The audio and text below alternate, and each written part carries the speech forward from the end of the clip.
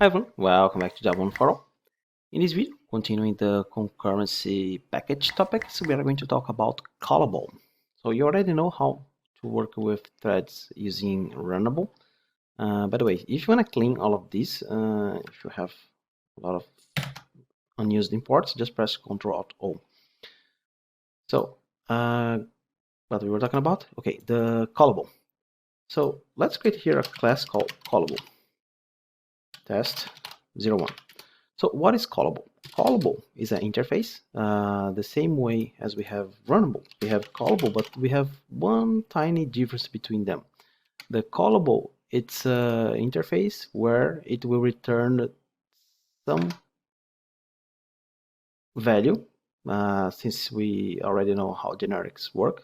By the time you are creating this callable, you have to tell what is the type that you are going to use, and then the call method that's very similar to the Runnable run.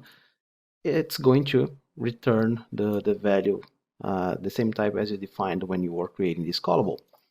So let's see how that works. Let's create a very simple callable here that will generate a random number. So random number callable implements callable.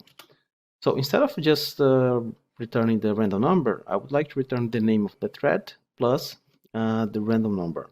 So I'm going to tell that this is a string. Now we have to provide the implementation for the call method. And here we are going to first generate the random number. There are two ways to generate random numbers in Java. Basically, you can use method.random, but the problem is that the random, it synchronizes. So if you have multiple threads trying to execute this call, you are going to have most of the threads blocked until the random number is generated.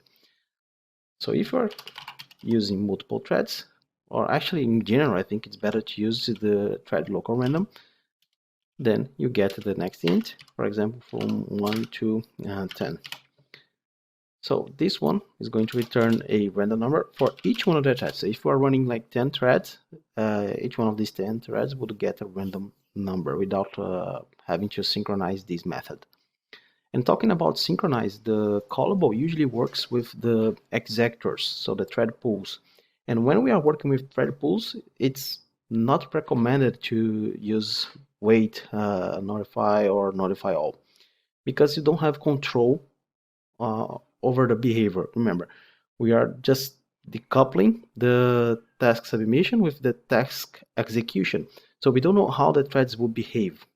That's why it's not a good idea to block the threads inside the call or the run if you're using executor. So for just simulation, let's print here. Imagine that we are executing something, and then system out print f, and let's say the name of the thread, executing a callable task, and then we get the name of the thread here, thread current thread get name. And here I just put something wrong, and then let's add here %n to jump one line, and I'm going to return here. I'm going to say %s, the thread name, finish, and the random number is. So if you add here, for example, if you try to have a format, if you ask dot format, IntelliJ is going to just wrap this into a string format, and you have the same behavior as the printf. So I have here the thread current thread dot local name,